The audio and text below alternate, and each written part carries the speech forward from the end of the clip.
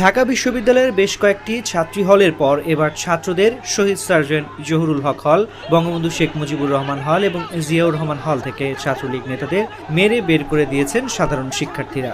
বুধবার ভোর ৫টার দিকে বঙ্গবন্ধু হল, সকাল ৬:৩০টার দিকে বঙ্গবন্ধু হল এবং সোয়া ৮টার দিকে জিয়াউর রহমান হল থেকে ছাত্রলীগ নেতাদের বের করে দেন শিক্ষার্থীরা।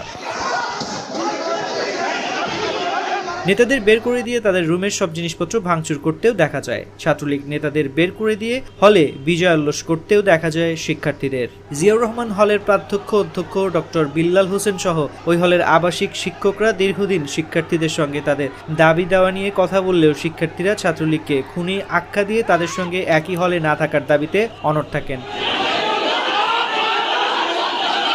পরে তাদের নিরাপদে বের করে দেওয়ার শর্তে শিক্ষার্থীদের দাবি মেনে নেন প্রাধ্যক্ষ।